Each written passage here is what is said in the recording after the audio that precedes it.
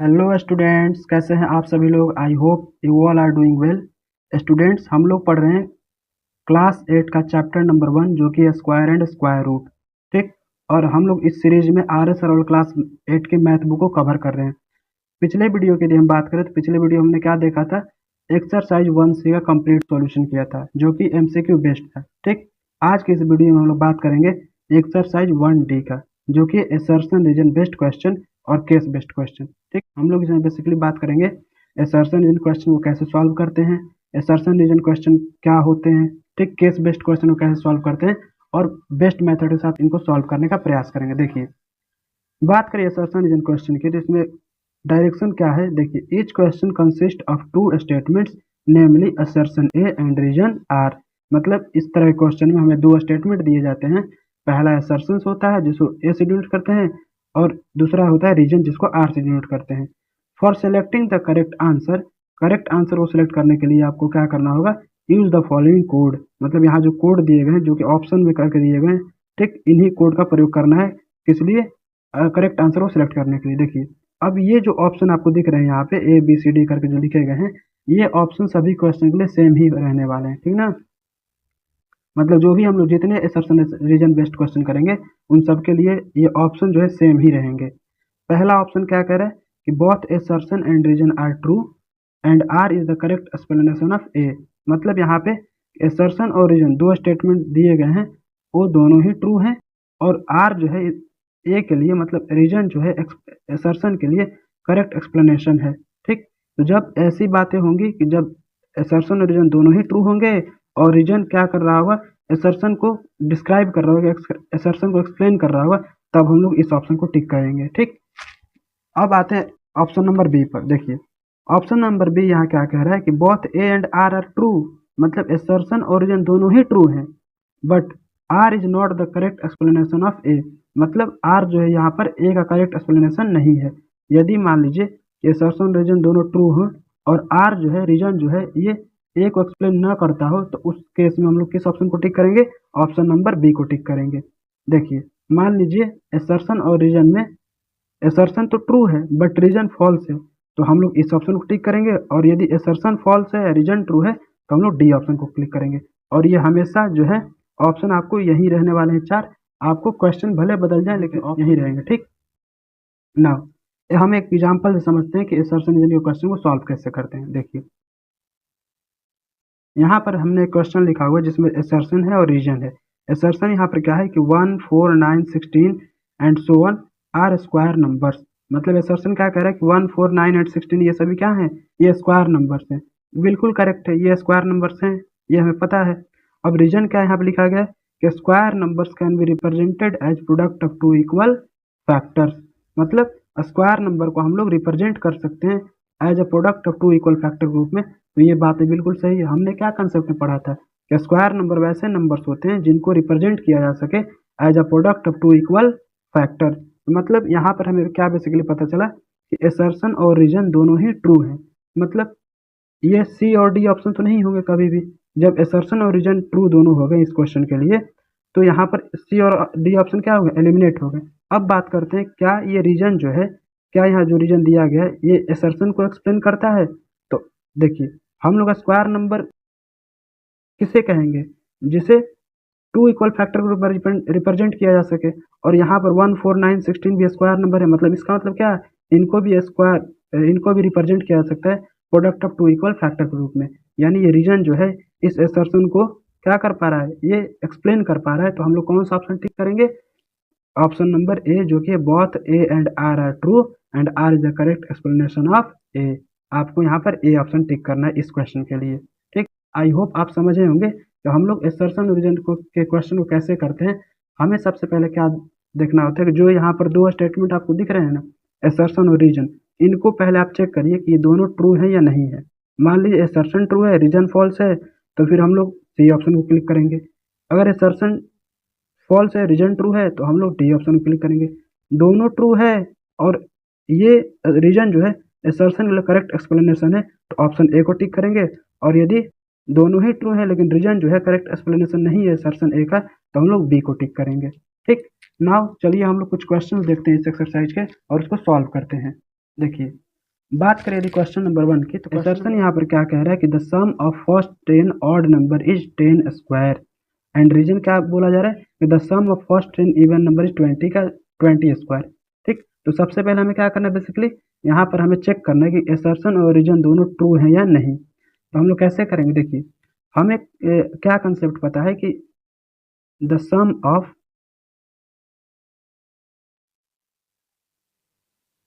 First n odd number is equal to n square. ठीक, हमें ये कंसेप्ट पता है क्योंकि हमने स्क्वायर स्क्वायर रूट में इस चीज को सीखा हुआ है। देखिए sum of first n odd number का फॉर्मूला क्या होता है, n स्क्वायर। तो यहाँ पर असर्शन में क्या बोला गया, the sum of first 10 odd number is 10 square, मतलब यहाँ असर्शन तो ट्रू है, लिख देंगे असर्शन इज ट्रू। क्यों, क्योंकि देखिए 10 अगर आप करिए 1 + 3 + 5 + 7 + 9 + 11 + 13 + 15 + 17 + 19 करके आप देखिएगा तो यहाँ पे आपको 100 ही बेसिकली मिलेगा। अब आते हैं किस पे, रीजन पर। तो रीजन की यदि बात करें तो रीजन में क्या बोला जाता है, sum of first 10 even number is 20 square. अब फर्स्ट 10 इवन नंबर क्या हो जाएंगे, 2 + 4 + 6 + 8 + 10 + 12 प्लस करके ऐसे, मतलब यहाँ पर 20 तक।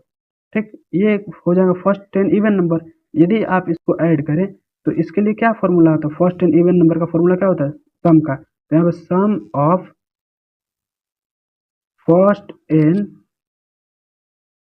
इवन नंबर इज क्या होता है, n into n plus one, n into n plus one.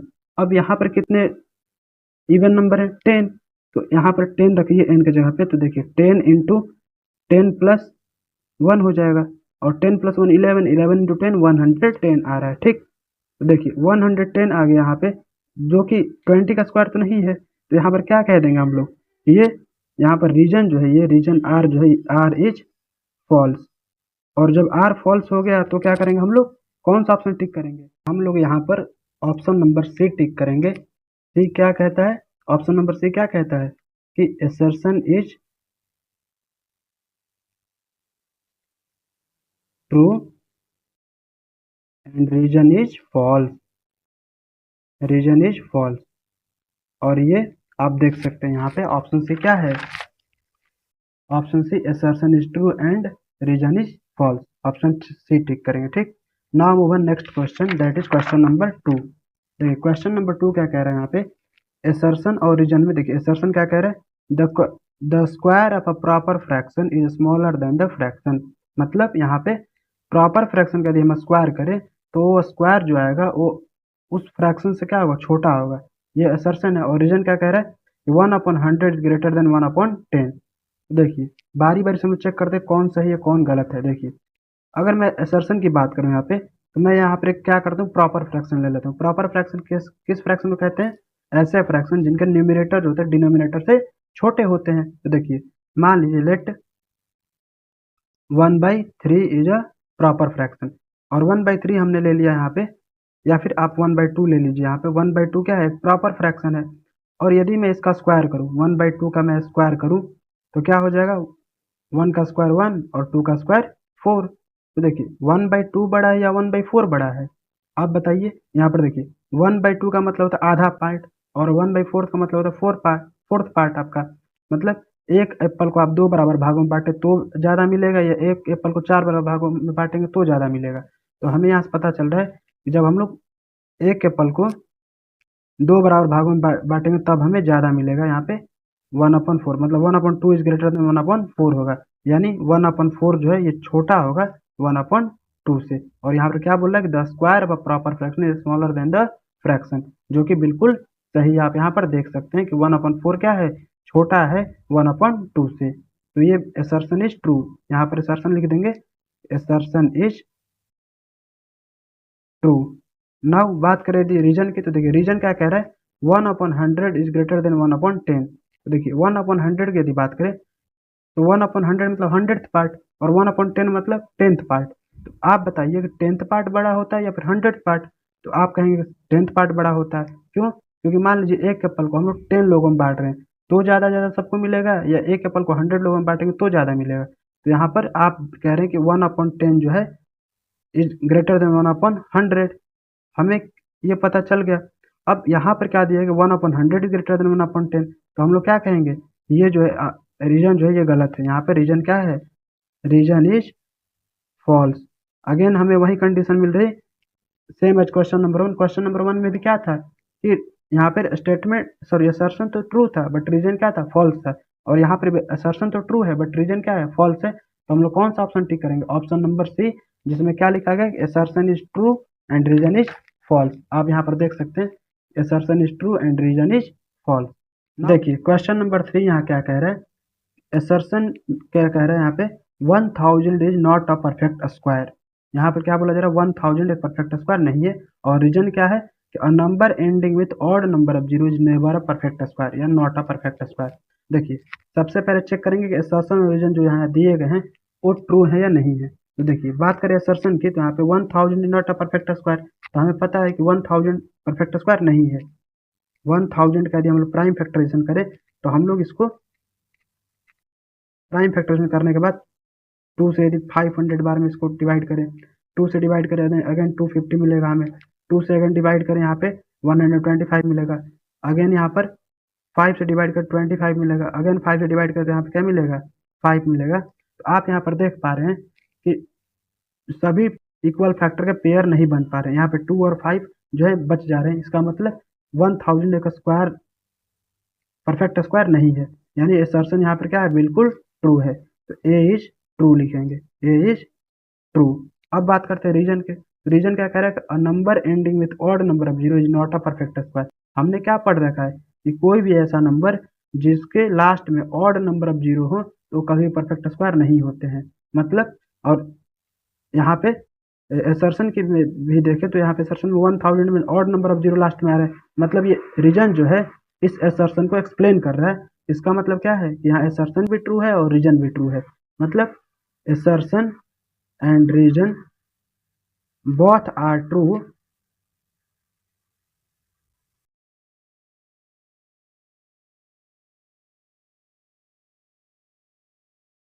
and reason is तो कौन सा ऑप्शन टिक करेंगे, हम लोग यहाँ पर बेसिकली ऑप्शन नंबर ए टिक करेंगे, जो कि देखिए यहाँ पे क्या बोल रहा है कि ऑप्शन नंबर ए कि both A and R are true and R is the correct explanation of A. आप ऑप्शन ए टिक करेंगे तो यहाँ पे आंसर क्या हो जाएगा, आंसर हो जाएगा ऑप्शन ए। ठीक, आई होप आप इस क्वेश्चन को समझे होंगे। Now move on question number 4, that is, देखिए क्वेश्चन नंबर 4 क्या कह रहा है, एसर्शन है 1 + 3 + 5 + 7 + 9 + 11 = 6 का स्क्वायर कह रहा है। और रीजन क्या कह रहा है, the sum of first N odd number is N square. तो देखिए हमें क्या करना है, सबसे पहले चेक करेंगे कि एसर्शन और रीजन दोनों ट्रू हैं या नहीं है। देखिए यदि हम लोग इन सबको जोड़ें तो क्या मिलने वाला है, बेसिकली 1 + 3 + 5 + 7 + 9 + 11। तो यहाँ पर देखिए 1 + 3 4, 4 + 5 9, 9 + 7 16, 16 + 9 25, 25 + 11 36। मतलब यहाँ पर बेसिकली हमें क्या मिल रहा है, 1 + 3 + 5 + 9 प्लस सॉरी 7 + 9 + 11 करने पर हमें 36 मिल रहा है, जो कि है 6 का स्क्वायर। यहाँ पे हम लोग क्या कह सकते हैं, असर्शन इज ट्रू। असर्शन क्या है, यहाँ पे ट्रू है। अब बात करें रीजन की, तो देखिए रीजन क्या कर रहा है, the sum of first N odd number is N square. मतलब यहाँ पर ये तो हमने रूल में पढ़ा ही था कि the sum of first N odd number is N square. तो रीजन तो ट्रू है, यहाँ पे असर्शन भी ट्रू है, यहाँ पे रीजन भी क्या है, ट्रू है। तो देखिए क्या ये रीजन जो है, अब जब इतना हम लोग कर लेंगे तो देखेंगे क्या ये रीजन आर जो है असर्शन को एक्सप्लेन कर रहा है। तो यस कर रहा है। देखिए यहाँ पर भी हमने फर्स्ट 6 ऑड नंबर को जोड़ा हुआ है तो 6 का स्क्वायर मिला है। और ये रीजन भी क्या कर रहा है, the sum of first N odd number is N का स्क्वायर। ठीक ना, तो यहाँ पे हम लोग बेसिकली कौन सा ऑप्शन टिक करेंगे, ऑप्शन ए इज करेक्ट।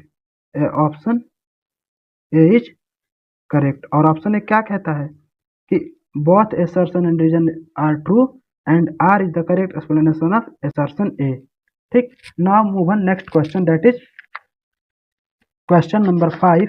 अब देखिए क्वेश्चन नंबर 5 क्या कह रहा है, नेक्स्ट सेगमेंट है केस बेस्ड क्वेश्चन।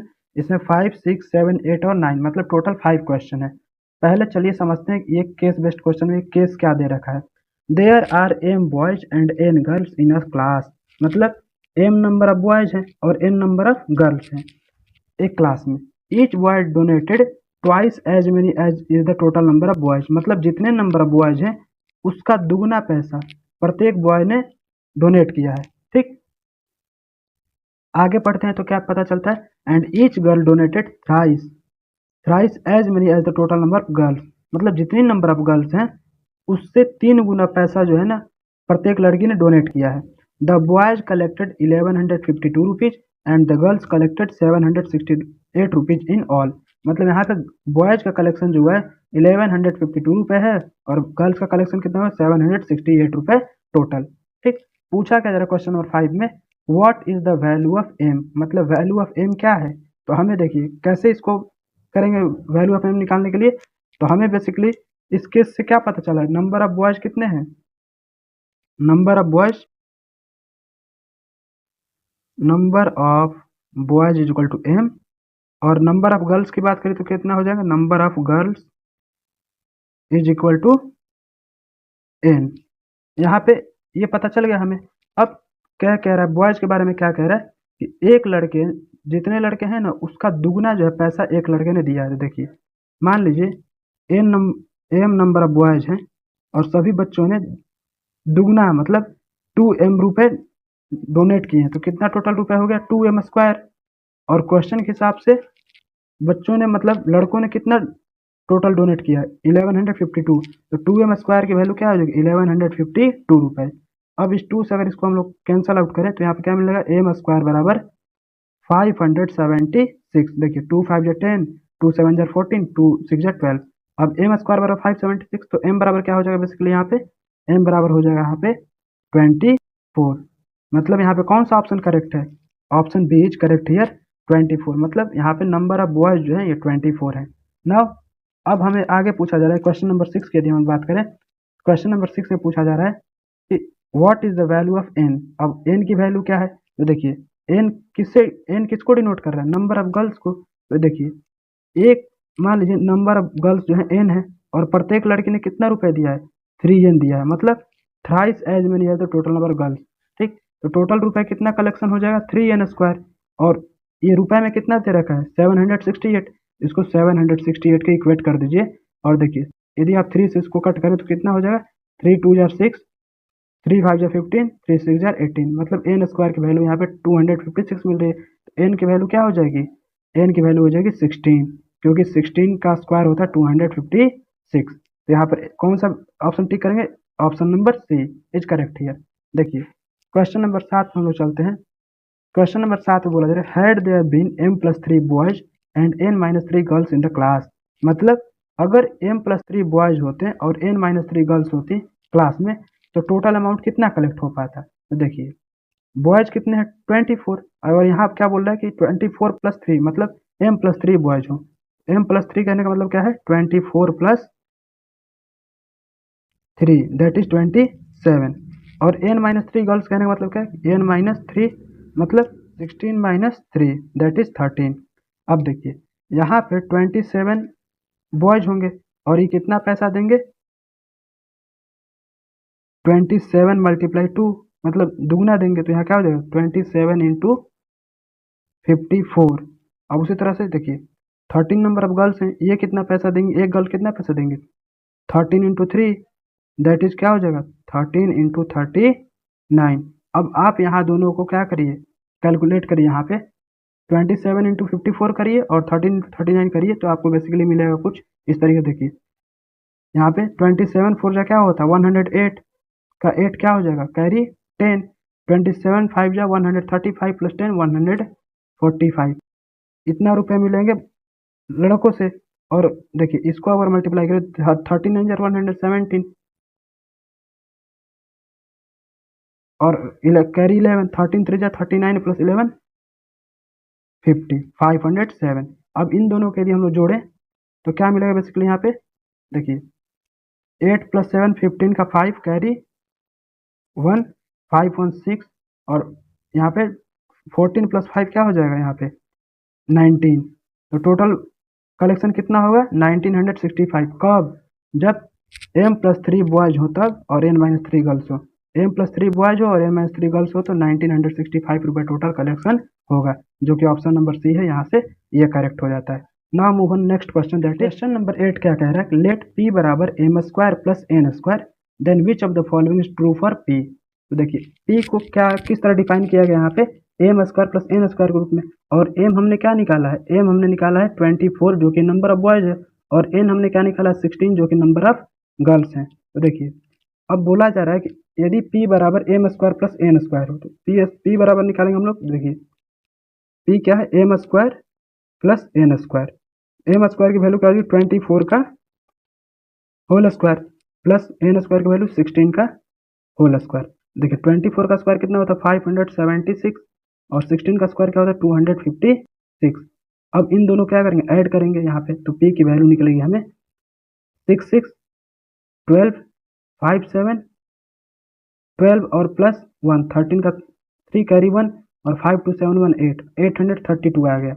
अब यहाँ पर ये p हमें नहीं निकालना था, हमें क्या करना था कि p के लिए यहाँ पे क्या ट्रू है ये बताना है हमें। देखिए p बोल रहा है 832 और एक ऑप्शन है क्या बोल रहा है p is a perfect square. तो क्या 832 परफेक्ट स्क्वायर है? नहीं है, तो मतलब ये ऑप्शन तो गलत हो जाएगा।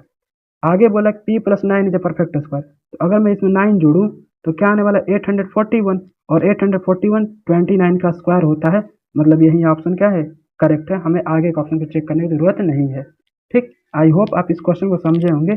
आपको बेसिकली करना क्या था कि आपको सबसे पहले p की वैल्यू निकालेंगे आप, और उसमें देखेंगे कि इस p के वैल्यू के लिए कौन सा ऑप्शन सेटिस्फाई कर रहा है। तो यहाँ पर ऑप्शन बी सेटिस्फाई कर रहा था, क्योंकि जब हम लोग p प्लस 9 कर रहे थे तो ये परफेक्ट स्क्वायर नंबर मिल रहा था जो कि 29 का स्क्वायर है। ठीक, अब आते हैं क्वेश्चन नंबर 9 पर।